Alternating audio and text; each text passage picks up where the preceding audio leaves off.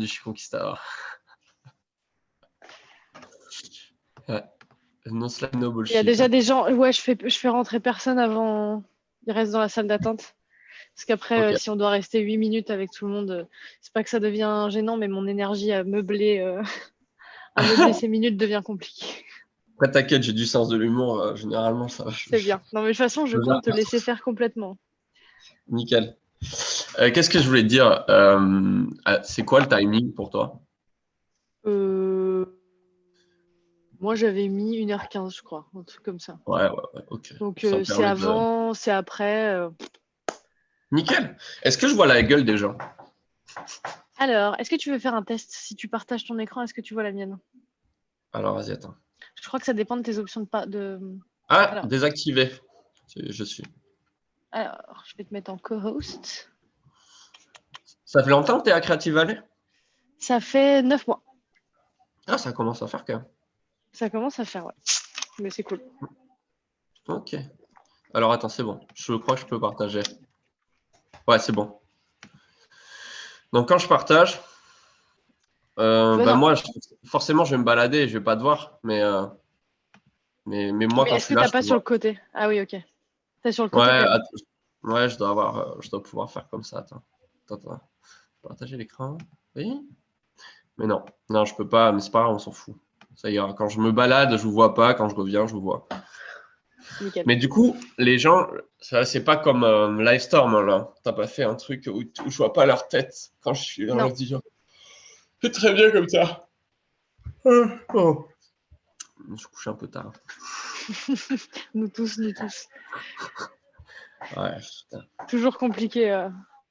Ouais, surtout que nous, ce soir, on fait un after work pour dire au revoir à nos startups qui partent. Ça va être... Putain. Moi, je fais un apéritif politique pour le Pays Bas ce soir. Alors, tu vois, Ah, même si... ça se finit toujours bien, c'est bien. Ouais, c'est pas sûr. Hein. Ah, c'est pas sûr? Ouais, non. Il y a des courants différents. Faut pas être avec les extrêmes. Hostia. Ok, bon, nickel. Moi, je suis prêt. Je suis ready. J'ai fait un petit post ce matin pour appeler qu'il y a l'event. Yes, bah normalement, quand ils sont inscrits à l'événement, ils reçoivent des mails de rappel Ouais. via notre plateforme, donc ça, c'est bon. Après, nous, de notre côté, on a vu un énorme drop. On faisait à peu près entre 50 et 100 participants pendant le Covid. Ouais.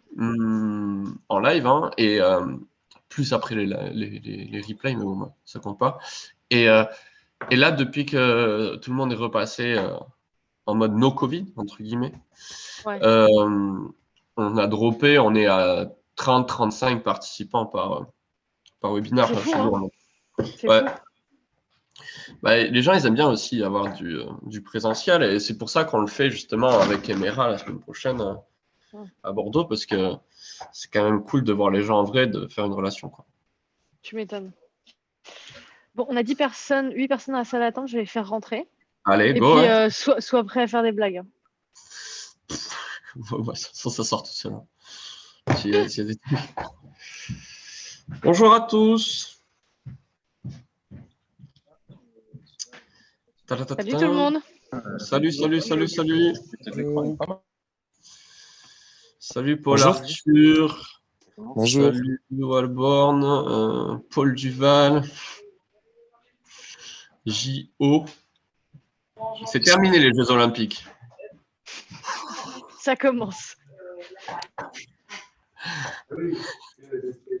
On vous prévient, il est très très en forme. Oh, en plus, quand je suis fatigué, alors l'instant,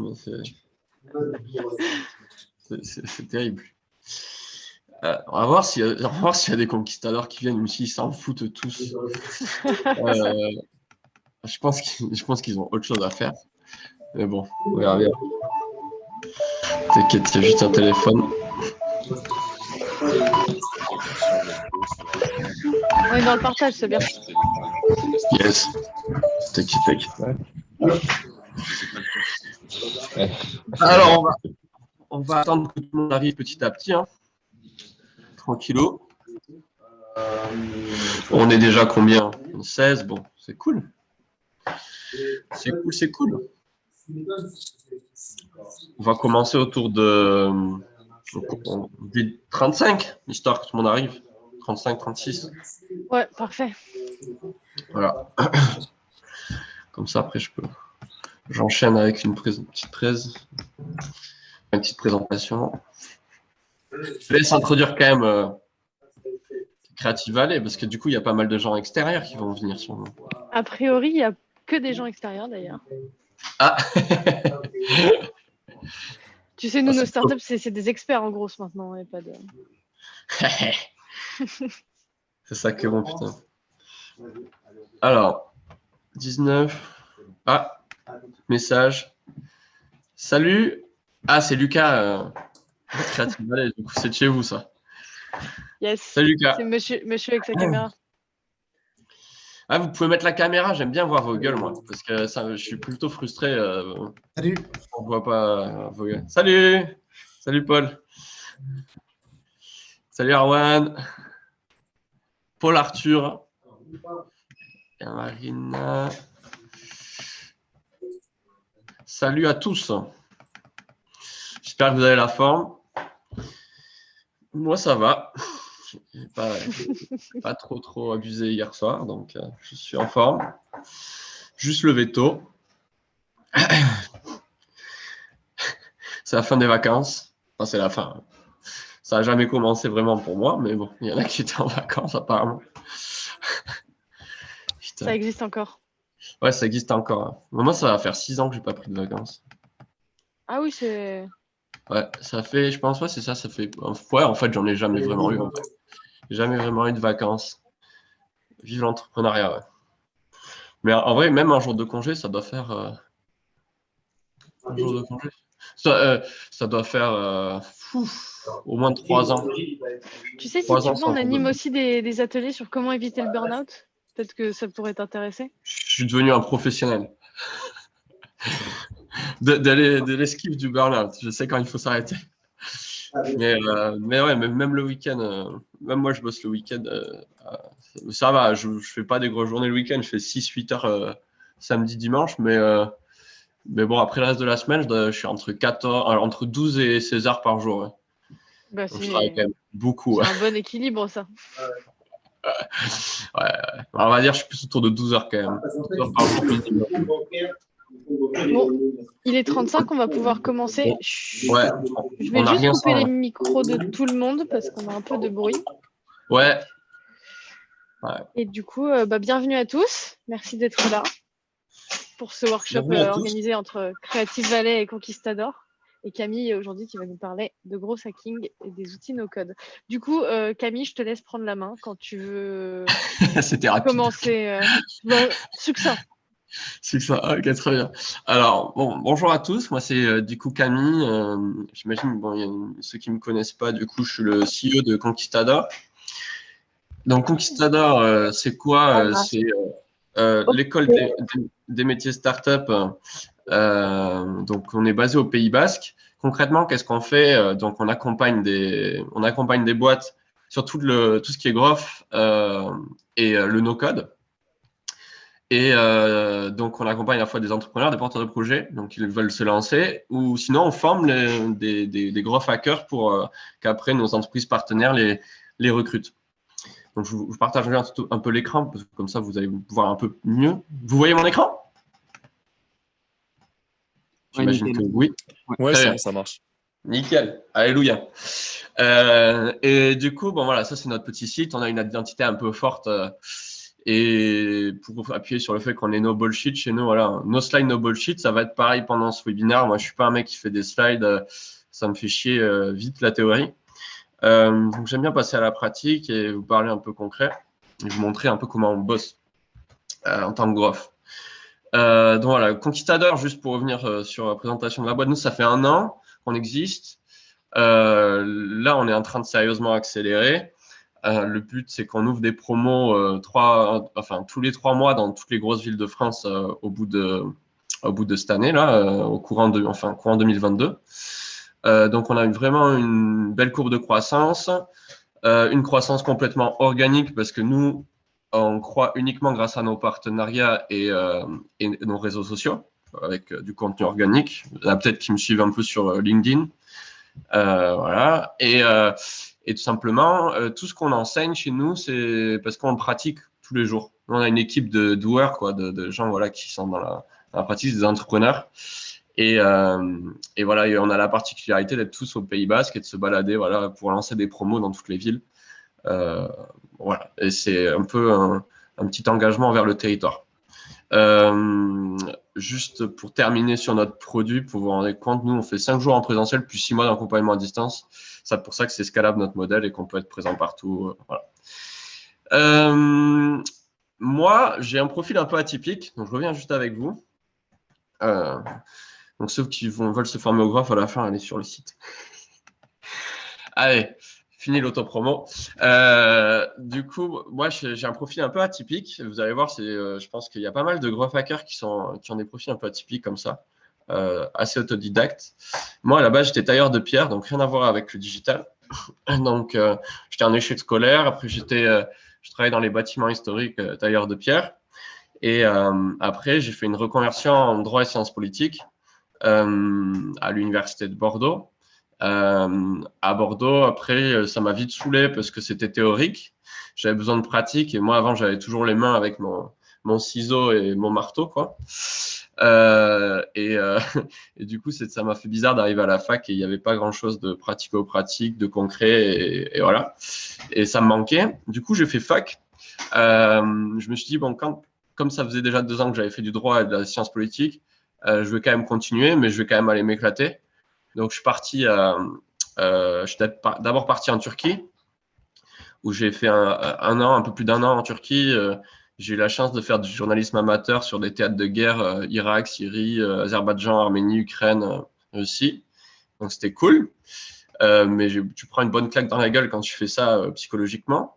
Après, je suis parti, je suis retourné au Pays Basque, mais du côté sud du Pays Basque, à Donostia, San Sebastian, où j'habite actuellement toujours. Je me passe 50% de mon temps aujourd'hui au Pays Basque français et 50% au Pays Basque espagnol. Nous, on dit nord et sud. Voilà. Et du coup, j'ai fait encore voilà, un an d'études là-bas. Et ma dernière année, j'ai terminé au Vietnam, où j'ai monté ma première entreprise, tout simplement parce que j'avais du temps libre à côté de mes études. C'était mon Master 2 que j'ai validé droit international des sociétés, quoi. Et j'habitais à côté d'un lac là-bas. Et je m'étais dit, tiens, ça serait bien de sensibiliser un maximum de monde aux énergies renouvelables, à faire un projet un peu sympa là-bas. Et du coup, j'ai monté une boîte qui s'appelait InnoWaves et qui faisait qui a monté un prototype justement de villa flottante qui fonctionnait aux énergies renouvelables. Donc, je suis resté 2 ans au Vietnam. J'ai vendu la boîte, je suis revenu en France. En France, j'étais un peu dans la merde parce que j'avais pas d'argent, j'avais pas revendu très cher et tout ça. Je me suis retrouvé un peu dans la merde et donc j'ai enchaîné les petits boulots, voilà, maçon, croque-mort, tout ça, pendant 6 mois. Et j'avais faim quand même de m'en sortir et du coup, je suis parti à Paris. Où j'étais voilà, dans l'écosystème startup parisien, donc tout ce qui est le Sentier, les Nouma, les School Lab, ce Family, tout ça. Et puis, moi, j'étais très, très, très tôt dans le growth hacking. On était très, très peu nombreux. Il faut savoir, à l'époque de 2015-2016, il y avait très, très peu de monde même qui était bon là-dedans. Et moi, je me suis mis à faire, voilà, à tout apprendre sur le tard. C'est-à-dire par la pratique, un autodidacte total. Et je suis devenu associé dans une boîte qui s'appelle CDUP toujours, qui fait des prototypes technologiques pour les grands groupes. Et j'étais le directeur de la croissance là-bas. Voilà, c'était une belle aventure jusqu'à ce que je revienne dans mon Pays Basque, du coup, mon cher Pays Basque. Et ben, j'ai monté Conquistador tout simplement parce que à force de me balader un peu partout en France, je me rendais compte que les compétences digitales, et dans le growth particulièrement, ça manquait de trucs de fou. Il fallait faire de la pédagogie là-dedans pour expliquer déjà ce que c'était. Et il fallait voilà, passer à la pratique, former des gens qui étaient des talents que les boîtes allaient recruter. Et c'est pas notamment que le growth, c'était aussi moi ce qui m'énervait, c'est un peu l'écosystème toxique voilà, entrepreneurial qu'on a en France toujours existant, avec des institutions qui sont encore à l'âge de pierre des fois, qui te demandent de faire des business models en seed, alors que bon, pour lever, il suffit juste d'un putain de pitch deck et de 3 KPI. Voilà, et bon, bref, il y a plein de mauvaises pratiques qui existent et du coup, Conquistador s'est monté comme ça. On a aidé les entrepreneurs, on a formé des gens en growth. Ça fait 1 an qu'on fait ça. On a formé une 40aine de boîtes, 120 personnes et on continue et avec l'ambition d'être une boîte internationale très rapidement. Donc, on trace notre route. Voilà pour le petit profil atypique. Maintenant, on va parler un peu growth. Donc, c'est bien, on est 26 au total. Donc, je vais pouvoir rentrer dans le cœur du sujet. Je vérifie s'il n'y a pas de... Qui ne connaît pas Camille? Merci Yannès. Il y en a forcément. Mais alors, donc je vais rentrer un peu dans le vif du sujet. Donc, quel growth, tout simplement. Aujourd'hui, on a vécu en plus une petite révolution dans le growth hacking, mais dans l'entrepreneuriat de manière générale, c'est que le monde du no-code est en train d'exploser. Ok. Donc, avant que je parle purement growth, donc j'ai déjà assisté là-dessus. On vit une démocratisation complète des compétences digitales. Et avant, c'était complètement impossible d'imaginer que voilà, un entrepreneur non-tech puisse monter tout seul son site internet, commencer à lancer des campagnes d'acquisition un peu complexes, etc. Et en fait, là, en 1 an et demi avec le Covid, et voilà, ça s'est complètement popularisé. Les gens se sont rendus compte qu'ils pouvaient entreprendre de manière complètement indépendante. Ça, c'est hyper important et ça a tout changé, ça a tout chamboulé. Ça n'a jamais été aussi facile à entreprendre, y compris pour des profils non techniques. Et donc ça, nous, on met l'accent dessus. Et d'ailleurs, dans notre parcours de growth, donc dans notre école, nous, on n'enseigne que des outils no-code. Hein. On ne va pas s'emmerder à former des gens à programmer, alors qu'il n'y en a pas du tout la nécessité. Et donc voilà, ça c'est un premier point. Je vais en montrer pas mal d'outils. De toute façon, moi, je suis un gros fan de l'outillage. On essaie de se tenir en permanence à jour. Donc, je vais montrer deux, trois découvertes récentes. Derrière, le growth hacking. Le growth hacking, donc, il y a un gros débat sur ce que c'est à chaque fois. Il y en a qui disent, non, mais c'est du bullshit, machin. Mais en réalité, c'est vraiment une méthodologie de travail. C'est une méthodologie en fait d'expérimentation rapide guidée par la donnée. Et le rapide, il est important parce que le no-code, ça te permet de faire des choses hyper rapides. Hyper rapidement, tu peux mettre en place plein de trucs. Et du coup, nous, dans la philosophie du growth hacker, donc on est un peu dans le sens des hackers, des pirates, mais des pirates dans le sens où on essaie en permanence de trouver de nouveaux leviers de croissance. Et en fait, plus on a de culture digitale et entrepreneuriale, plus on arrive à visualiser qu'est-ce qui peut faire accélérer ou non une boîte. Et ça, c'est super important. Donc, plus ta palette d'outils techniques, elle est large, plus tu vas pouvoir imaginer des expérimentations créatives en fait à mettre en place pour que la boîte elle accélère. Donc voilà, le mindset, donc l'état d'esprit, c'est super important. Les outils, c'est super important. Et enfin, ce qui est tellement négligé, parce qu'on parle toujours de mindset et d'outils, c'est la méthodologie. Il y a tellement de gens, ils font du growth, en fait, ils le font à tâtons, ils pensent que parce qu'ils maîtrisent 2-3 outils, c'est terminé, ils ont fini le parcours, mais rien du tout. L'idée, c'est savoir comment on bosse en équipe dans une entreprise pour pouvoir avoir cet état d'esprit collectif de toujours améliorer tous les leviers de la boîte. Donc, moi, je vais vous partager, c'est la première chose que je vais vous partager. C'est tout simplement comment on travaille. Déjà, avant de rentrer dans l'outillage, c'est quand même hyper important. Et il y a quelque chose qui est hyper sous-estimé en startup. On sait que, trop peu de gens comprennent ce que c'est réellement une startup. Pour moi, en tout cas, personnellement, c'est ma définition. Il y a 4 critères. Moi, c'est peut-être mon côté juridique qui m'a éduqué un peu comme ça, mais j'aime bien les définitions.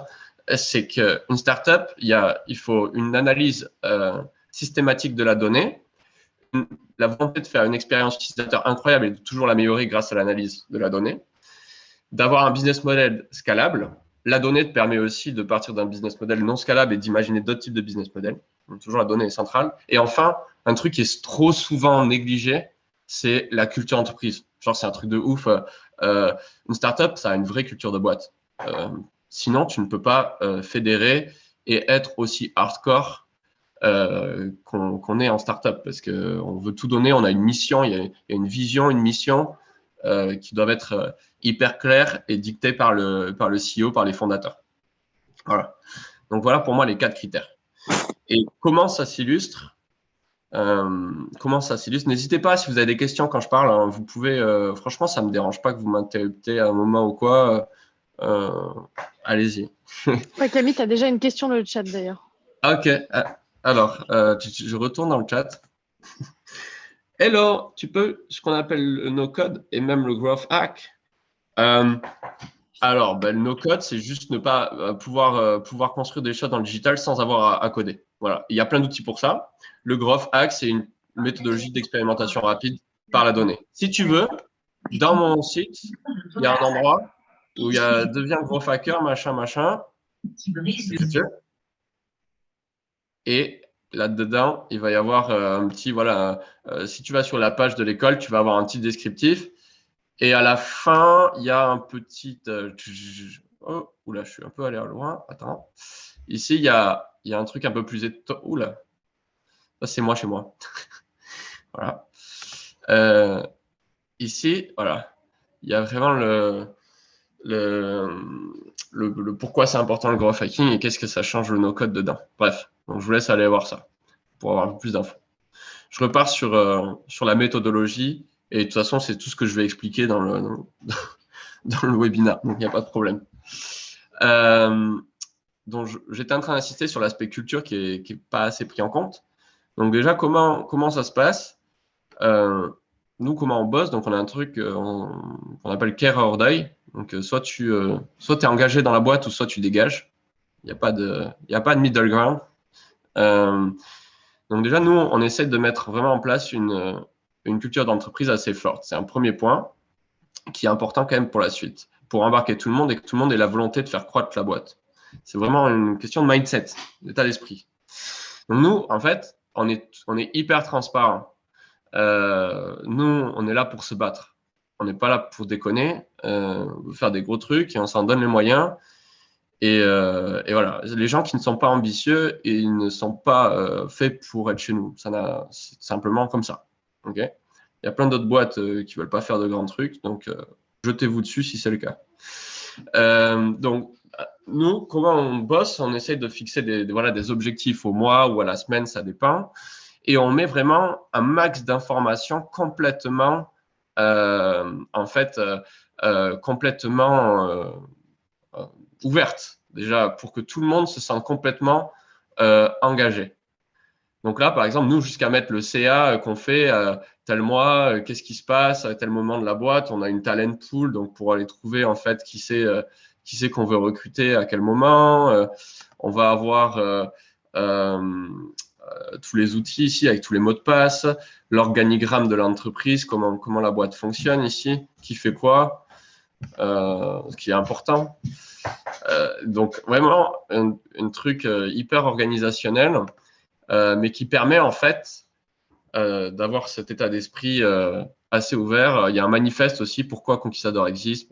Voilà. Ça permet déjà dans un premier temps de fédérer et d'insister sur le fait qu'on est une équipe.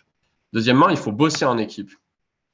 Et la méthodologie growth hacking, je l'ai résumée ici. D'ailleurs, je vous passerai le template. Je vais vous l'envoyer si vous voulez. C'est celui-là, je crois. Ouais. Je vais vous le mettre dans le. C'est du Notion, hein, pour ceux qui connaissent. C'est un outil de no-code, justement, qui permet d'organiser un peu son taf, faire plein de choses. Est-ce que c'est celui-là? Anyone? Ouais. Can view. Et du coup, vous pourrez le dupliquer pour vous. Je vous le mets dans la conversation. OK. Here we go. Donc, vous l'avez. Ça, c'est utile. Vous allez voir pourquoi. Donc, en gros, tac, je vais aller dans l'actuel pour nous. Donc ça, c'est notre espace de travail. Je vous explique comment on bosse. D'ailleurs, je vais ouvrir mon agenda pour que vous puissiez visualiser. Vous pouvez nous suivre sur TikTok, Instagram. On n'a pas fait semblant sur TikTok. 46K en 3 mois. Alors, tac. Juste pour vous montrer une semaine un peu... Ouais, bon, c'est le bordel, comme d'hab. J'ai des semaines chargées. Voilà, là, c'est bien. Comment on bosse méthodologiquement dans le Growth? Nous, on travaille à la semaine. C'est-à-dire que toutes les semaines, on fait un point sur ce qu'on a mis en place la semaine dernière et pour aller en permanence, toutes les semaines, essayer d'optimiser l'entreprise. Donc, par exemple, moi, regardez, je suis quelqu'un d'assez organisé et avec l'équipe, on fait un point tous les mardis de 9h30 à 10h. Généralement, ça dure plutôt 1 heure, mais bon, où on passe en revue, en fait, tous les points de l'entreprise, l'acquisition, le produit et qu'est-ce qu'on peut améliorer. Et en fait, vous allez voir qu'on fait une partie ici, donc dans le template que vous avez, une partie idéation. Donc, on liste vraiment tous les trucs on pense être quelque chose de valable pour accélérer l'entreprise. Et ça va, vous allez voir, c'est assez large. Donc, par exemple, dans mes petites cartes, à chaque fois, pour bien travailler, ce qu'on fait, c'est que donc on met l'idée là, en gros, on livre blanc, lever des fonds. Donc là, typiquement, comme là, on est en train de lever des fonds. Donc, j'ai toute la connaissance dans la tête de comment faire et machin. Du coup, il faut que je fasse du contenu dessus. Voilà, comme on fait de la formation, c'est quand même intéressant d'avoir tout porté. Et du coup, regardez. Donc, dans les funnels, ça, c'est des moyens en fait, de mettre en place, c'est à quoi ça correspond de faire un livre blanc. Ben, c'est du contenu. Donc, voilà, là, j'ai fait contenu. Mais nous, dans le Growth, voilà un peu toutes les catégories sur lesquelles nous, on bosse. Faire de la publicité, du cold mail, donc aller attaquer des gens qu'on ne connaît pas par mail, du hot mail, là, c'est plus les newsletters, tout ça. Les gens qui sont déjà chez nous. Le CEO, ça va être le référencement naturel sur Google. L'UX, c'est améliorer l'expérience utilisateur. Faire des relations publiques, les journaux, tout ça, machin, les médias. Le contenu, publié sur les réseaux. Social media, nous, ce qu'on appelle social media, c'est plus trouver des hacks. Je vais vous en montrer. Par exemple, ça va être prendre tous les gens de ce webinaire-là et de leur faire un mail derrière, parce que j'ai scrappé, par exemple, tous vos adresses mail et tout, de vous mettre dans une campagne en fait d'acquisition derrière. Voilà, par exemple. Et faire de l'événementiel, là, typiquement, en ce moment même. Donc, voilà un peu tous les types de funnels qu'on peut activer. Et après, nous, on est hyper concentré sur à quel moment cette action-là participe en fait au parcours utilisateur de chez Conquistador. Donc, je m'explique. Nous, on utilise, et je vais le mettre comme ça sera plus clair pour vous, comme ça vous avez deux visus. On utilise un framework qui est notre cri de guerre ici, là. Et c'est vraiment pour illustrer le parcours utilisateur, à quel moment on intervient sur le parcours et qu'est-ce qu'on veut optimiser. Donc, typiquement, l'awareness, ça va être tout ce qui va être la visite du produit ou du site, quoi. Le fait que les gens te connaissent. Après, l'acquisition, ça va être le premier achat. Donc, comment tu peux faire passer des gens à l'achat? L'activation, c'est le moment. Waouh! En gros, c'est vraiment quand on a la bonne proposition face aux bonnes personnes. D'ailleurs, tu vois, la rétention, le fait que les gens reviennent, le revenu, là, par exemple, tu passes comment faire passer les gens d'un free à un premium, comment tu fais du cross-sale entre différents, lors de la vente croisée entre différents produits. Et après, tu vois, le reference, c'est comment tes propres utilisateurs font en sorte d'en parler à leurs amis, en fait, à d'autres utilisateurs. OK? Donc, nous, à chaque fois, on classifie notre expérimentation avec ce framework-là. OK? C'est juste pour savoir sur qu'est-ce qu'on influe. Donc là, c'était typiquement, je fais un livre blanc pour que les gens nous connaissent. Awareness. Derrière, là, c'est juste les étapes, vous allez voir. Bref. Qui est en charge? OK? Le persona, typiquement, qui c'est qu'on vise? Donc, vous pouvez vous faire vos propres personas. Nous, voilà, comment on bosse, startup, scale-up, PME, B2C. OK? Les priorités. Donc, ça, Après, j'ai fait un filtre. Tous les urgents, ils remontent tout en haut. Les bas, c'est en bas, vous inquiétez pas, c'est fait. Produits, nous, on a nos produits. Donc, typiquement, voilà, vous pouvez mettre les vôtres et décider voilà, sur quoi ça influe. Là, typiquement, je ne l'ai pas mis parce que livre blanc, c'est pour tout le monde. Column, c'était pour mettre une date. Pour mettre une date, s'il y a une date de fin, ouais. KPI, c'est les KPI qu'on va surveiller. Là, typiquement, nombre de vues. Nombre de vues voilà, de ma publication pour voir si ça intéresse. Donc, intéressant. Et où je peux mettre même le nombre de vues ou le lien traqué. Je peux traquer des liens et savoir, en gros, combien de personnes sont venues sur le site depuis ce post. Voilà. Et study and share, c'est juste en fait une note qu'on met une fois tout à la fin, quand on aura tout mis en place. C'est pour se dire, OK, ça a marché, ça n'a pas marché, pourquoi? Voilà.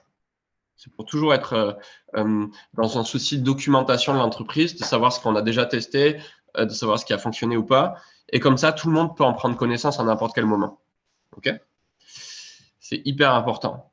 Parce que si vous ne communiquez pas via un outil comme Notion, comme ça, et que vous n'organisez pas votre travail ou votre agenda, comme j'étais en train de montrer tout à l'heure, vous êtes mort en fait. Ça ne sert à rien. Vous ne pourrez jamais suivre le rythme de bosser 12-14 heures par jour. Parce que vous allez avoir une charge de mental trop importante. Et voilà. Et il faut faire une chose à la fois. Donc, juste sur l'agenda, nous, on bosse, vous avez vu, en gros, on a stay home and focus, machin, le lundi et vendredi, ça nous fait un week-end, entre guillemets, de 4 jours. Mais c'est pas vraiment un week-end, parce qu'on bosse aussi le week-end. Mais le truc, c'est le fait d'avoir des journées complètement focus pour exécuter. Et après, là, ici, par exemple, si je vous montre une semaine normale comme cette semaine, là, tout ça, c'est tous les champs libres. Normalement, en fait, c'est pour mon calendrier, c'est tous mes rendez-vous, des webinars, c'est le bordel.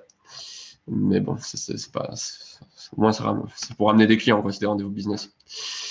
Donc voilà, comme ça, on est bien organisé dans notre agenda et dans notre manière de classer nos expérimentations. Derrière, simplement, le framework ici.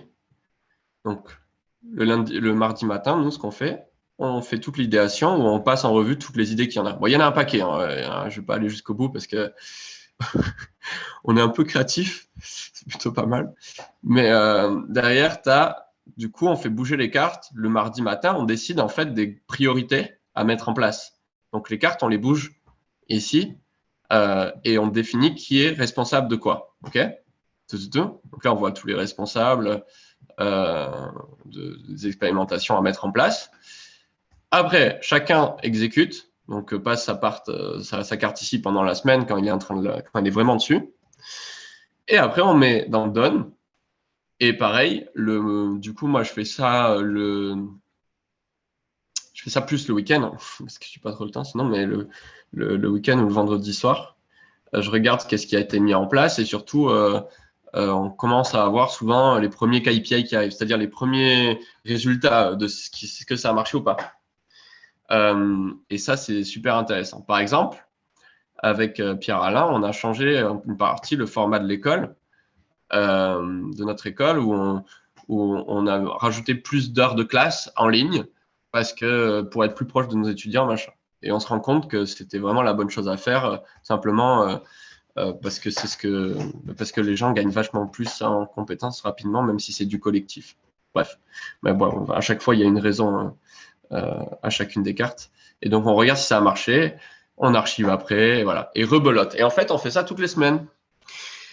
Et si vous avez cette méthodologie-là et que vous l'imposez à l'ensemble de votre équipe, OK?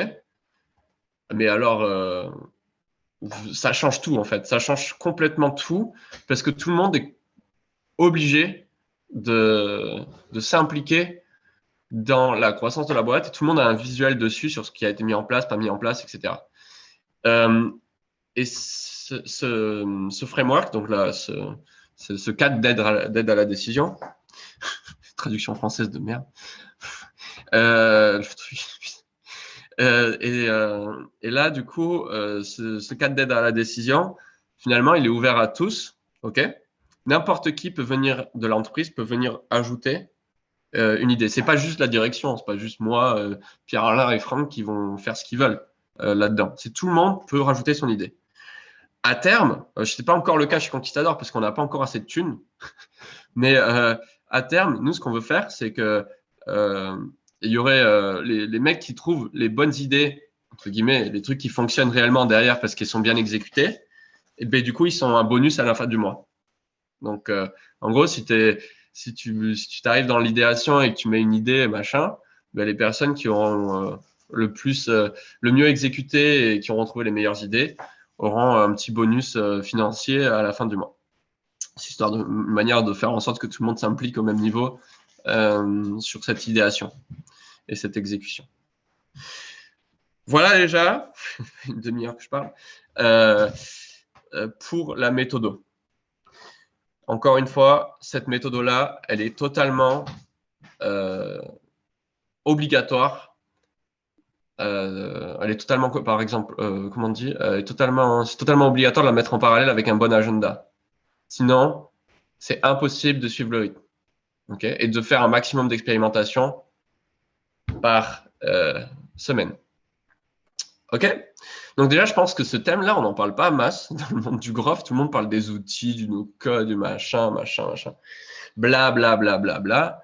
Mais en réalité, derrière, il faut savoir exécuter, il faut savoir bien s'organiser. Notamment parce que une startup, si c'est réellement une startup, elle fait de la croissance. Donc, du coup, ce qui se passe, c'est qu'il faut qu'elle embauche du monde. Il faut vite onboarder tout le monde dans ce process-là pour que tout le monde ait ce même état d'esprit, que ce soit les sales, le produit, le marketing. Tout le monde bosse ensemble avec exactement la même méthodologie. Ça, c'est juste incroyable ce que vous pouvez faire avec cette méthode. Alors, est-ce qu'il y a des petites questions? Est-ce que vous voulez que je vous mette un exemple de mon agenda? Parce que je sais qu'il y a pas mal de gens qui me le demandent à chaque fois. Sur comment je m'organise. Peut-être. Bon, je vous ferai peut-être des captures d'écran. Bon, on verra. Je peux vous mettre une capture d'écran dans le template. Je vais faire comme ça. Alors, attendez. Je fais ça en 2-2. J'essaie de trouver une semaine qui n'est pas trop bordel. Ça va être chaud. On va aller un peu plus loin. Hostia. Bye.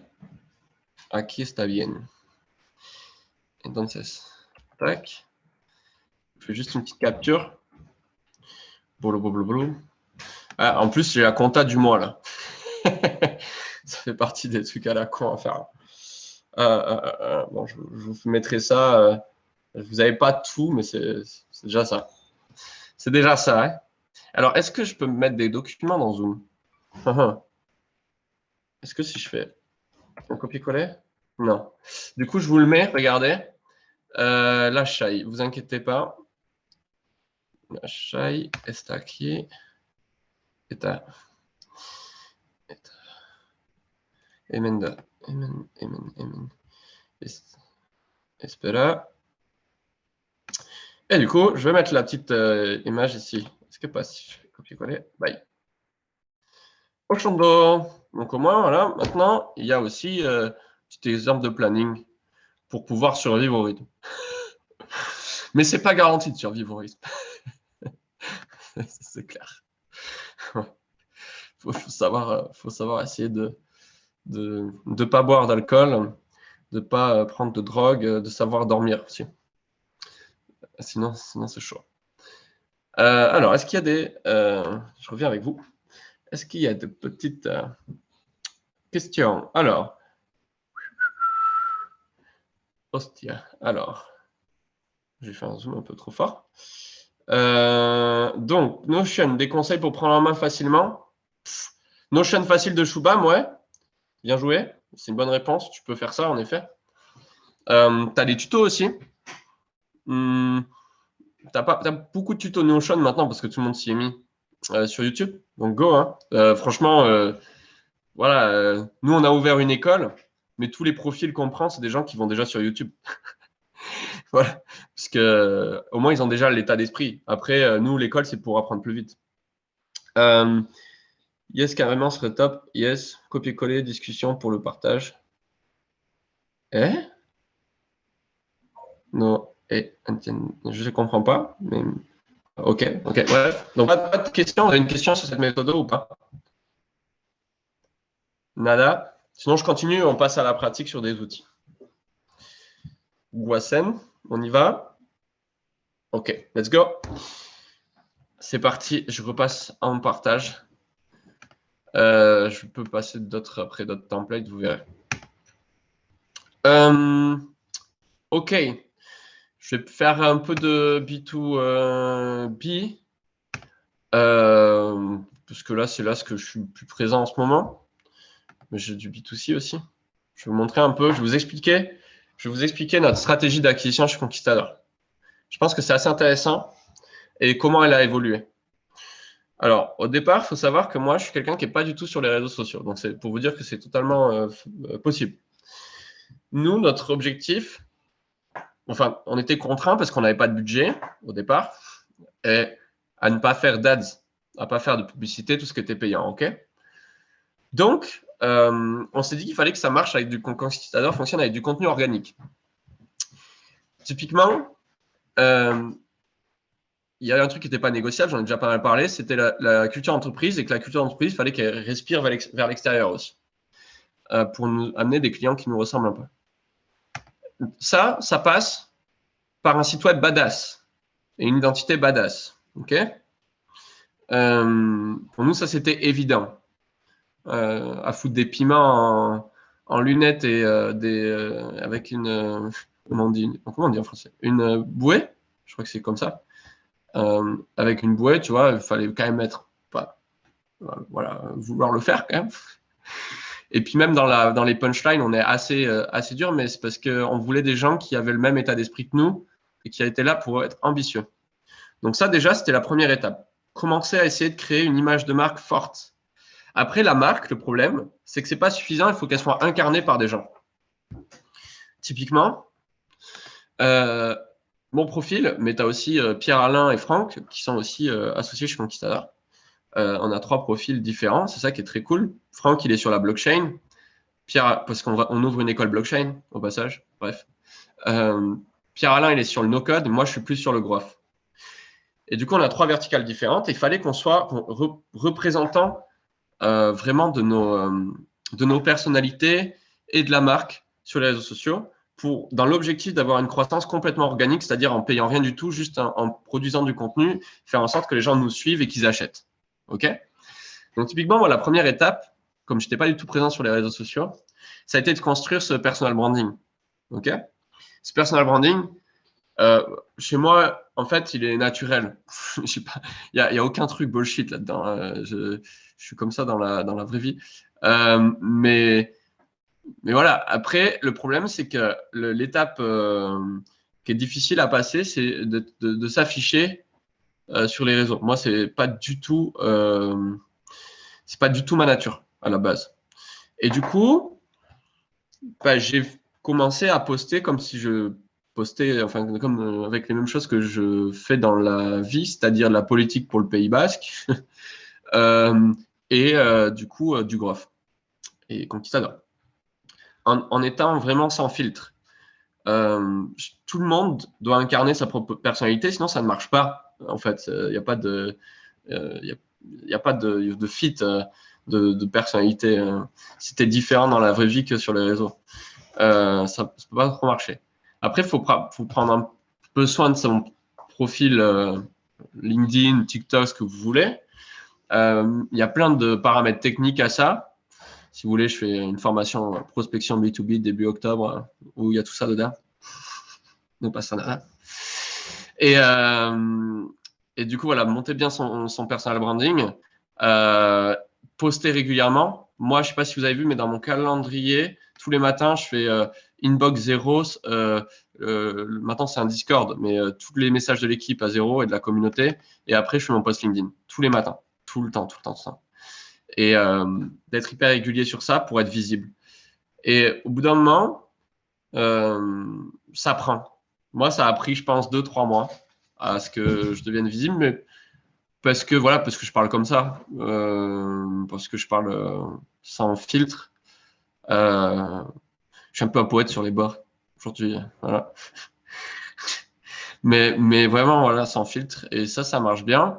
Et aujourd'hui, tu vois, ça me permet de faire à peu près entre 300 et 400 000 vues par mois sur LinkedIn, ce qui est juste insane parce que derrière, c'est suffisant pour ramener la quasi-totalité des clients Conquistador aujourd'hui. Voilà. La canal d'acquisition principale de Conquistador, c'est TikTok et mon profil LinkedIn.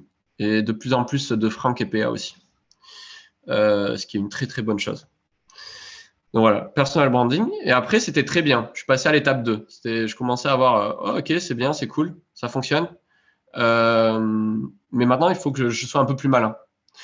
Donc, j'ai commencé à apprendre à faire un peu plus des call to action, un peu sympa. Donc là, il n'y en a pas, par exemple. C'est un mauvais exemple. Mais dire, par exemple, commande ce post, tu veux participer à tel webinar, blablabla, blablabla. Enfin, vraiment, à chaque fois, j'essaie de qualifier en fait des prospects, des utilisateurs LinkedIn. Et avec des outils comme Prospecting, vous pouvez copier le lien vers le post, par exemple, le mettre dans l'URL ici. Et avec un outil comme Prospecting, donc pour ceux qui ne connaissent pas, c'est un outil qui permet en fait d'aller scraper de la donnée, donc miner de la donnée sur LinkedIn. Hostia, miel, la donde está?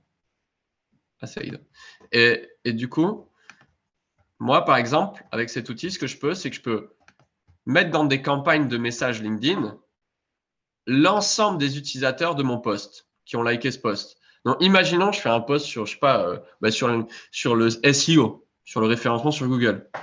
Je sais que les gens qui vont répondre dessus sont potentiellement intéressés. Donc, là, je vais leur lancer une campagne. C'est très simple, en fait. Tu peux mettre directement là-dedans l'ensemble des profils à exporter. Donc, tu regardes combien il y a de gens dans ton post. Donc là, il y en a à peu près 300, enfin presque 300.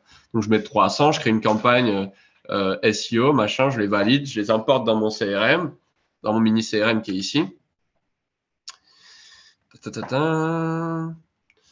Donc, ça crée une campagne. Je vais montrer des exemples. Ça va créer une campagne. Bon, je mets n'importe laquelle. Après, je design ici une campagne, en gros, avec les messages que je veux. J'ai les prospects ici, je leur envoie et j'essaye de les closer. Voilà, ça, c'est les gens qui sont déjà potentiellement dans mon réseau. Mais après, je suis passé encore à l'étape d'après. C'est-à-dire que je me suis dit, ils ne sont pas tous très qualifiés par les posts. Du coup, ce que j'ai fait, c'est que j'ai commencé à les renvoyer vers des events LinkedIn où j'étais sûr qu'ils étaient intéressés par la thématique. Et du coup, dans les events LinkedIn, nous, on a fait des événements où on avait, tu vois, on est monté jusqu'à 500 inscrits par event, là, pendant le Covid. Et du coup, ça nous permettait de savoir exactement qu'est-ce qu'ils voulaient comme, comme proposition. Pardon. Donc là, par exemple, là, c'était un petit de 53 participants. La santé de l'entrepreneur et la productivité avec Julien, du coup. Le Coupanec, qui est aussi un bon grof. Typiquement, je savais très bien que je pouvais leur vendre une formation Notion derrière à ces gens-là, ou vraiment organisationnelle. Et donc, j'ai commencé à trigger les gens vers les events, remplir les events. Vous pouvez scraper les participants aux events de la même manière en cliquant sur les participants d'un événement duquel vous faites partie. Utiliser Prospecting de la même manière et faire une campagne sur tous ces gens-là. Voilà. Ça, c'est hyper puissant. Et moi, à chaque fois, du coup, post-event, ce que je fais, c'est que je renvoie un petit message. Ah, j'ai vu que tu as participé, on t'a vu à notre dernier événement, machin, machin. Est-ce que tu étais là? Est-ce que tu as besoin du replay? Est-ce que machin? Est-ce que tu veux les ressources? Et ça crée une relation avec la personne. Voilà. Et ça, c'est très fort. Ça, c'est la stratégie actuelle pour qualifier nos leads. Voilà. Renvoyer les gens via des posts sur nos events et nos events retargetés, les gens qui sont déjà dans ce réseau-là, qui sont déjà intéressés par ce qu'on fait. Mais c'était pas suffisant en fait, parce qu'on se contente à notre réseau en faisant ça. Et du coup, nous après, on utilise Sales Navigator, ou même la barre de recherche LinkedIn pour ceux qui n'ont pas Sales Navigator. Vous faites, je sais pas, CEO, boum, donc là pour vous viser des entrepreneurs. Vous pouvez scraper des gens, voilà, vous allez jouer avec les filtres, vous essayez de trouver à peu près votre cible. et vous utilisez le même outil, prospecting, et vous leur envoyez des campagnes. Très simple. Le but, c'est de ne pas prendre des gens qui sont déjà dans votre réseau. Donc, vous cochez ici 2 et 3e relation. Parce que vous voulez agrandir votre réseau en essayant de leur vendre quelque chose, même s'ils n'achètent pas. Et c'est ça la magie du gars qui produit du contenu. Même s'ils n'achètent pas par votre campagne de prospection, ils vont continuer à avoir vos posts. Et genre, moi, il y a des gens, ils me répondaient un peu sèchement sur la prospection parce que je n'avais pas du premier coup le bon message aux bonnes personnes. Et direct après, ça a complètement changé. À partir du moment où ils ont commencé à avoir les posts que je faisais. Parce qu'ils se sont sentis plus proches de ce qu'on faisait et ils ont vu qu'il y avait une personnalité derrière qui pouvait leur plaire, etc. etc. Et là, ça close. Et des fois, c'est à 2, 3 mois, 4 mois, voire 6 mois après qu'ils soient rentrés dans votre réseau par une campagne de prospection. OK? Donc, communication, prospection, c'est obligatoire. Face à face. Tous les mecs, les sales qui essayent de faire que de la prospection, mais ils n'ont rien compris en fait. Moi, j'atteins des taux de conversion qui sont juste incroyables parce que les gens me connaissent et genre en fait, aujourd'hui, on arrive à un point, c'est ça qui est cool. Les gens, ils sont contents d'arriver dans un rendez-vous business avec moi et moi aussi parce qu'ils vont payer à la fin. c'est très comme ça. C'est très cool. Et donc ça, vous pouvez faire pareil. Produire du contenu. Il y a plein d'astuces de posts différents. Les sondages, ça marche bien. Les vidéos, ça marche pas. Le LinkedIn, il nique les vidéos. Faire des documents PDF, c'est génial parce que chaque slide passé, ça vaut un like. Donc, c'est très cool. Les sondages, ça marche très bien, comme je disais juste avant. Il vous met vraiment en valeur. Après, il faut se placer sur les bons hashtags. Il ne faut pas trop en mettre. Il faut trouver, après, simplement le bon copywriting. Si on regarde là, les derniers posts que j'ai faits, à chaque fois, vous allez voir, j'essaie de trouver un bon call to action. J'utilise 2-3 emojis pour que ça soit visible. Et à chaque fois, tu as un truc qui attire l'œil. Par exemple celui-là, là, Conquistador en un an, on a fait quoi en partant de Nada? Et en fait, les gens, la plupart du temps, ils voient les 4-5 premières lignes et après, il faut cliquer sur voir plus. Et du coup, moi, j'ai pas été trop con, j'ai mis directement le CA. Et du coup, les gens, ils veulent s'en savoir plus. Ouais, putain, comment ils ont fait ça? Tac. Et ça clique, ça fait grossir l'audience, etc., etc. OK.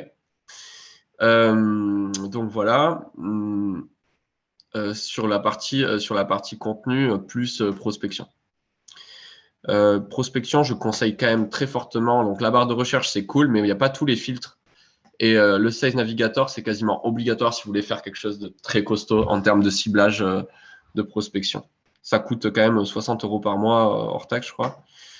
Mais bon, ça vaut la peine. Ça vaut la peine. Voilà, pour lancer de la campagne. Aujourd'hui, donc là, je vous ai parlé de notre acquisition LinkedIn. Aujourd'hui, on sert de LinkedIn en plus pour enrichir les mails, truc classique. Je vous explique comment ça se passe. OK? Par exemple, il y a un outil qui s'appelle Phantom Buster. Après, je vais vous donner des outils parce qu'il y a tout le monde, ceux-là, ils les connaissent plus ou moins, ces outils-là. Mais bon, il y a des astuces un peu sympas quand même. Donc, je les montre et après, je vais terminer par des outils un peu plus rares.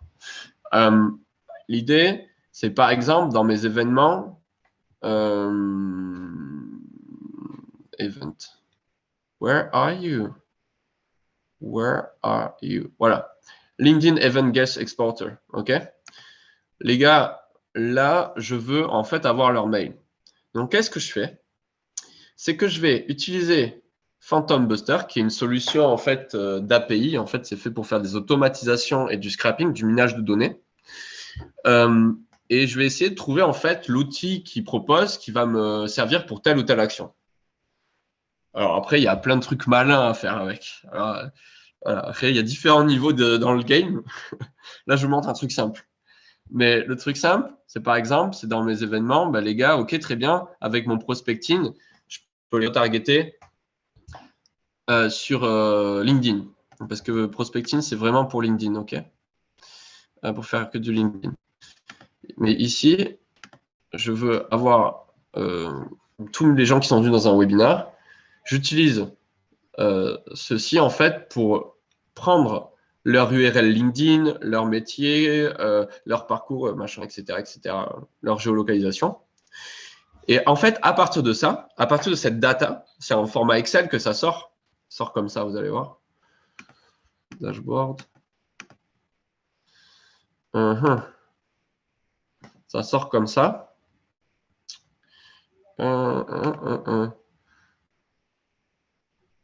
Voilà. Ça, c'est par exemple un scrapping d'un event. Donc, une fois que vous avez fait tourner le robot, rien de compliqué, il y a des tutos et tout. Hein. Sinon, si vous ne savez pas trop comment faire, on commence une prochaine promo en octobre.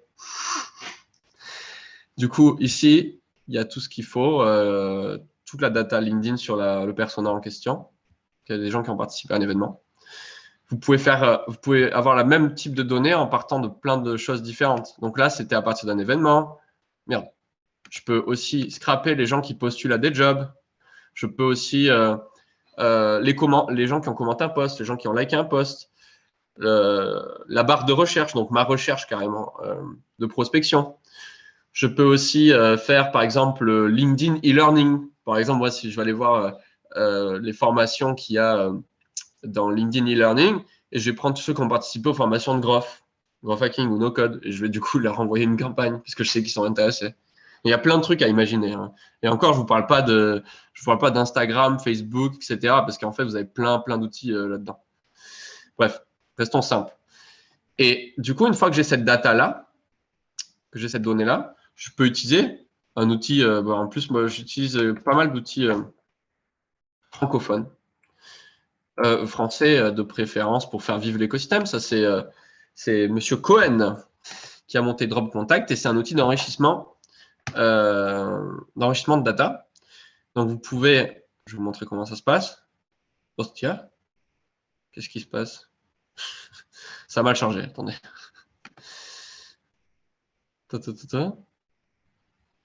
Ah non, bah il a un bug alors, mon cher. Attends.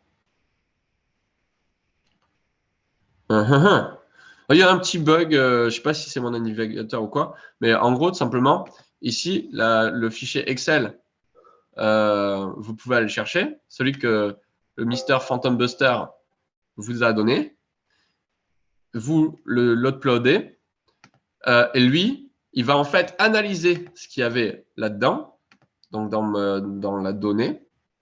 Il va analyser en fait le profil LinkedIn, où habite la personne, l'entreprise dans laquelle elle travaille, etc. Et va vous trouver leur mail et leur numéro de téléphone. Donc c'est génial.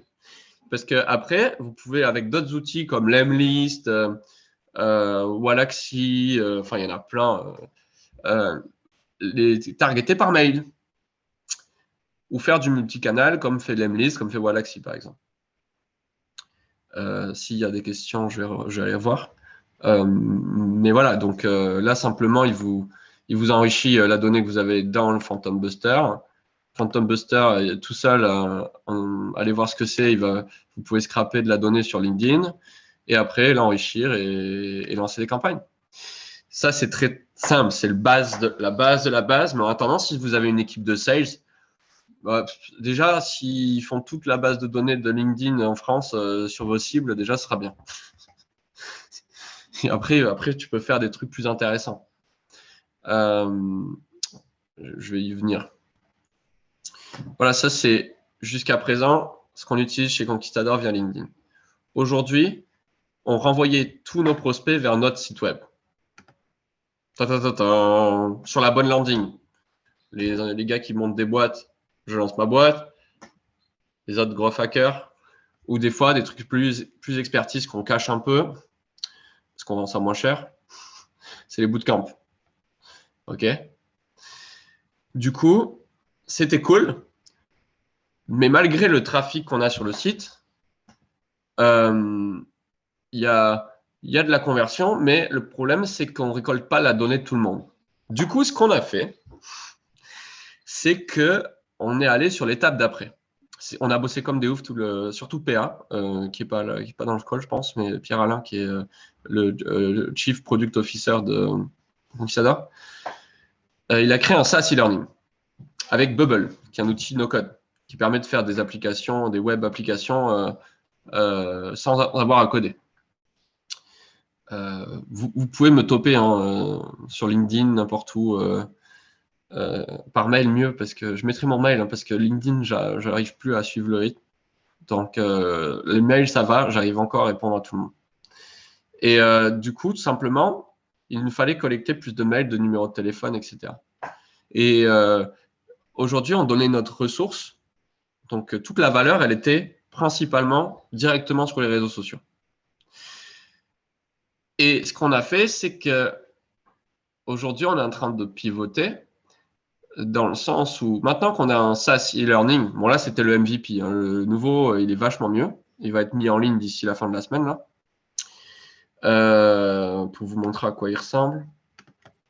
Je vais quand même vous montrer à quoi il ressemble. 1, 2, 2. Espera, comme ça, on a un peu le meilleur. Voilà, ça, c'est le document de la levée de fonds. Attendez. Hostia. Hein? Là, non, pas longtemps. Je suis bientôt terminé. Donde está? Está aquí. Donc, ça ressemble à ça. Donc, en gros, on a mis toutes nos ressources dessus. On a mis tous nos webinaires dessus. Enfin, voilà. Il y a vraiment beaucoup de ressources. Il y a un agenda. Les gens peuvent réserver des calls directement avec nous s'ils payent le SaaS. Mais sinon, à part les coups de téléphone, tout est gratuit en fait. Et en fait, nous, notre stratégie, c'est de faire en sorte qu'il y ait un maximum d'utilisateurs dans le SaaS. OK ? Donc, on aimerait bien monter rapidement voilà, à beaucoup. On va voir combien on arrive. Et de renvoyer tout notre contenu organique vers ça. Donc là, ce sera plus commente, ce sera toujours commande ce post si tu veux recevoir les ressources. Et par message, en fait, on enverra directement le lien du bon e-learning, mais qui arrivera dans le SaaS. Le gars, il sera obligé de nous donner directement son mail. OK ? Il nous prend, nous, on récolte les mails. Derrière, on a une newsletter qui part toutes les semaines, qui s'appelle le mouchou. En basque, ça veut dire le bisou. Et du coup, ils reçoivent le bisou là, toutes les semaines. On essaie de les convertir de plus en plus vers l'école et on gagne en social proof. Dans le e-learning, ils ont énormément de contenu et ils y reviennent parce qu'ils veulent le retrouver. Dans les cours qu'on a et les e-learning aussi, on fera du cross-selling, c'est-à-dire qu'on renverra, on dira si tu veux en savoir plus, si tu veux vraiment devenir growth hacker, va voir ce qu'on fait sur la Growth School. Mais sinon, tout sera gratuit. Et les gens, s'ils souhaitent, ils pourront passer à l'étape supérieure, c'est-à-dire d'acheter notre programme pour devenir growth. Et voilà un peu la stratégie d'acquisition. Et pour aller encore plus loin, c'est que avec toute la data collectée dans le SaaS, et aussi ce qu'on a déjà collecté, c'est juste énorme, parce que si tu fais 400 000 vues par mois sur LinkedIn, mais tu as une donnée de malade sur les gens qui sont intéressés par ce que tu fais. Et imaginons qu'on arrive à avoir, moi j'aimerais bien avoir d'ici 8 mois, peut-être 40 000 utilisateurs dans le SaaS, quoi. Si on est à 40 000 utilisateurs dans le SaaS, on peut les exporter avec leur nom, leur prénom, leur adresse mail, OK ? Et on peut les donner à manger à des agents, enfin à du Facebook Ads ou à du TikTok Ads, par exemple. Et en fait, vous savez, il y a le truc des look-like audience. Donc, ça veut dire qu'il va analyser qui sont ces personnes qui sont déjà venues chez nous et il va les pousser à d'autres gens qui leur ressemblent. OK ? Et après, tous les contenus organiques, donc typiquement, il n'y a qu'à aller voir ce qui a fonctionné dans ce que je fais gratuitement, en fait. Tous les contenus organiques type… oh putain, ouais, ça bug parce qu'il y a trop de messages.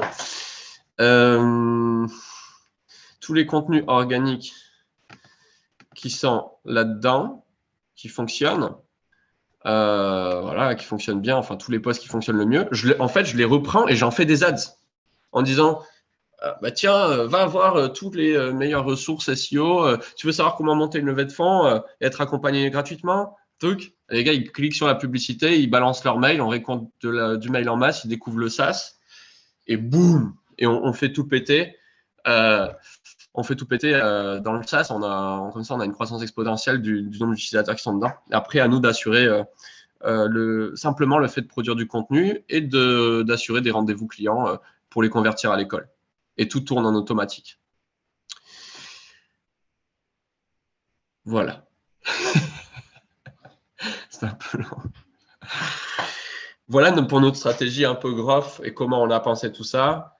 À côté de ça, on va faire aussi du SEO. Voilà, on essaye d'influencer sur tous les leviers, y compris du partenariat, par exemple là, comme aujourd'hui, ou venir intervenir de plus en plus dans différentes structures pour convertir et potentiellement des prospects. Et voilà. Et puis continuer à avoir cette marque un peu sympathique, je pense qu'est la nôtre, et de se battre aussi pour le fait que tout ce qu'on fait du coup en payant soit accessible. C'est le dernier point growth que j'ai pas encore abordé, je termine là-dessus. Parce que c'est bien beau d'avoir un SaaS gratuit, mais ça ne rapporte pas d'argent, même s'il y a 40 000 personnes. Par contre, notre école, elle est chère. 5 400 € TTC. Et du coup, c'était une vraie barrière à l'entrée. Donc, on a galéré comme des oufs pour que ça soit finançable. OPCO, Pôle emploi, voilà, très bien. Mais ce n'était pas suffisant, notamment pour les étudiants. Et les étudiants, en fait, ce qu'on voulait faire, c'est qu'on veut avoir des lycéens, on veut avoir des jeunes qui ont faim, quoi, qui ont aussi faim que nous. Et tout simplement, cette cible-là, elle n'était pas atteignable avec les financements actuels. Donc, ce qu'on a fait, c'est que déjà, on a été hardcore dans les propositions de valeur. Ça donne un truc comme ça. Voilà. 60 000 € en école de commerce en France, qui savent bien se faire enculer. Stagiaire après 5 ans. Opérationnel en 6 mois chez nous. Voilà. Start-upper formateur des professeurs entrepreneurs du monde d'avant. Voilà, ça c'est un peu voilà, la froideur du e-learning, bootcamp présentiel aussi, on pense que c'est important, bref. Mais hashtag Scalesia, j'ai remis à les compagnies. Pardon Benoît et Grégoire, mais bon, voilà, on se comprend. Et du coup, ça c'est dans les propositions de valeur, c'est aussi hyper intéressant. Ça fait partie du growth aussi de retravailler son texte pour aller toucher de nouvelles cibles et pour accélérer les conversions. Et notamment la conversion sur les 5 400 € à payer. Aujourd'hui, on permet aux étudiants de payer leur formation une fois qu'ils sont sortis de formation. On leur dit, comme nous, on a 100% d'employabilité. On a d'ailleurs trop de demandes de boîtes partenaires qui veulent recruter nos gars. Et genre, là, on a 15 boîtes qu'on ne peut pas fournir en growth, quoi. Donc, c'est n'importe quoi. Et du coup, il nous faut plus d'étudiants pour pouvoir, on leur garantit un job. Le job, il est garanti. Et derrière, du coup, ils commencent à nous rembourser une fois qu'ils sont en CDI. Et ça, c'était aussi un bon hack qu'on a fait avec le paiement plusieurs fois. Ça aussi, c'est du growth. Voilà, donc le growth, en fait, c'est tellement large. Il faut juste être créatif, essayer de penser le business dans sa globalité. Et la créativité, elle vient avec une forte culture de compétences techniques et entrepreneuriales, comme je disais au départ. Voilà. Je pense que c'était la meilleure pour moi de vous illustrer tout ce qu'on fait, de vous illustrer le growth par tout ce qu'on fait en ce moment-là. C'est assez large. Il y a 10 000 choses que je peux vous montrer. Il y a des outils que j'aime bien en ce moment. Donc, je vais terminer là-dessus. Après, je repasse à vous. Vous pouvez rejoindre notre Discord au passage. Vous pouvez rejoindre notre Discord. Oui, vous pouvez rejoindre notre Discord. C'est sur notre site, en bas de page, je crois. On n'a pas trop mis en avant ça d'ailleurs. Et dedans, notamment, là, dernier truc que je kiffe, ça c'est incroyable. Ah non, merde, c'est pas ça. Désolé. Ça c'est incroyable.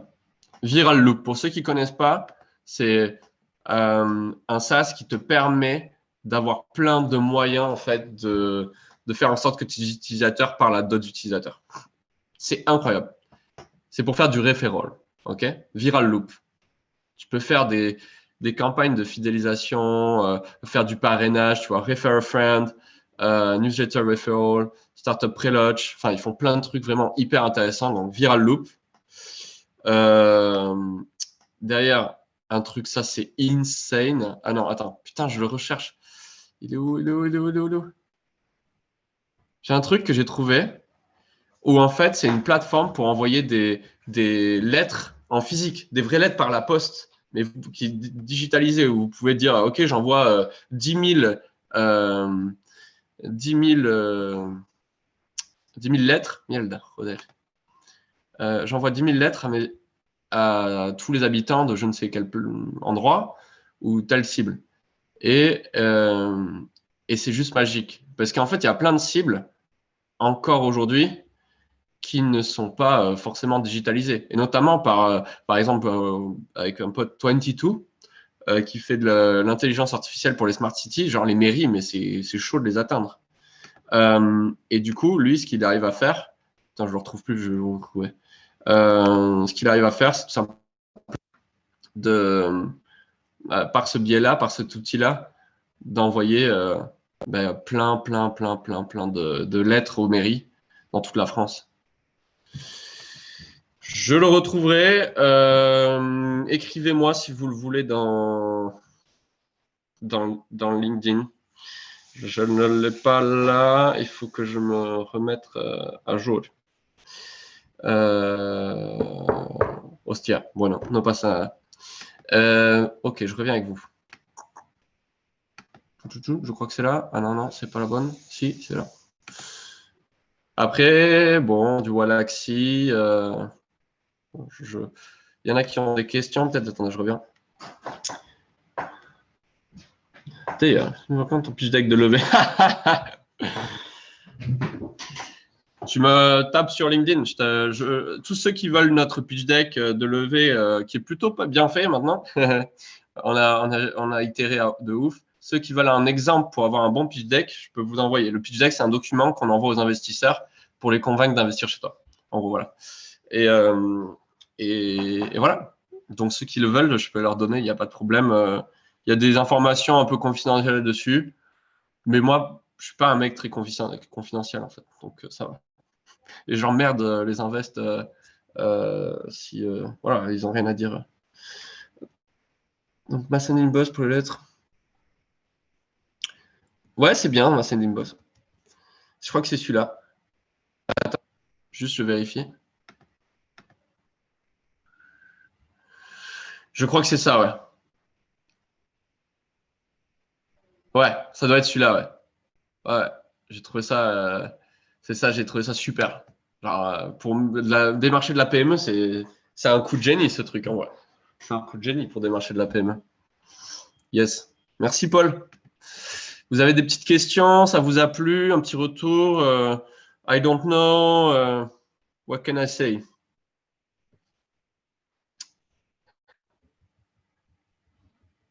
C'est toujours, j'adore parce que les webinaires, il y a toujours un silence hyper gênant à la fin. Mais ça me fait toujours marrer, c'est trop drôle. Et puis je t'ai dit que tu gérais cette fois. Ouais, t'inquiète. Ouais, il y a encore 13 participants au bout de machin. En attendant, voilà, si ça fait rêver, bon, très bien. Ça fait rêver. Ouais, on arrive vers l'heure du déjeuner, à mon avis, il y a des estomacs qui nous ont quittés. Ouais, je sais. On va envoyer le replay à tout le monde. Super. Tous les gens qui se sont inscrits, de toute façon.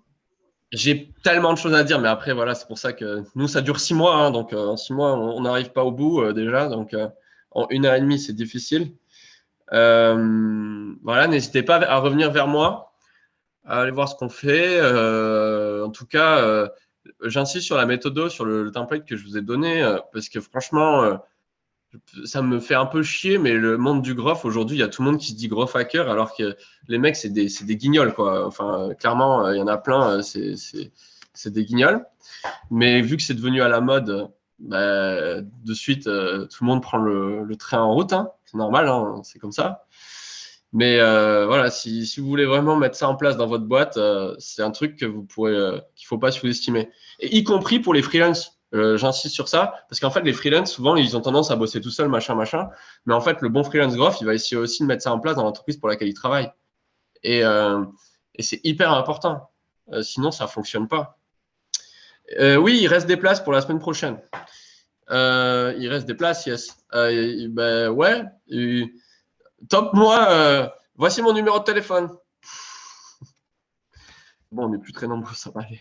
67 87 85 57 56. Ça, c'est mon numéro. Ça, c'est mon mail. Conquistador.io. Ok, ça, c'est mon mail. Vous pouvez m'écrire. Non, ça va. La dernière fois, j'ai reçu une cinquantaine de SMS et j'avais donné mon numéro de téléphone en public sur un post. Et finalement, les gens ils n'ont pas abusé. J'ai reçu une dizaine de calls, mais c'était pas insane. Par contre, les SMS, ouais, mais ça va. Ça se gère. Donc, t'inquiète. Je me suis dit que tu avais peut-être regretté. Moi aussi, j'ai cru. Mais non, ça s'est bien passé. Voilà. Bon, en tout cas, Paul, ben ouais, welcome. Tout le monde est welcome. Si vous voulez le moindre truc, de toute façon, il y aura bientôt le SaaS aussi pour avoir de la ressource gratuite. L'école, c'est pour aller plus loin. On va aller bouffer. Et voilà. Voilà. Donc, je vous fais tout ça. Daouchetas, de rien.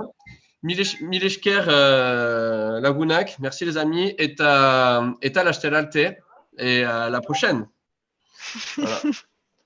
Salut Camille, merci beaucoup. Le dernier, le finish en Euskera, toujours en bas, c'est toujours cool. Donc je vous fais la bise. Merci je serai beaucoup, aussi à passe Paris. une bonne journée. Au revoir. Ouais, je serai à Paris je passerai en novembre et en décembre, on lance la promo parisienne aussi. Donc see you soon. Tchuss. Ciao. Adieu. Je pars.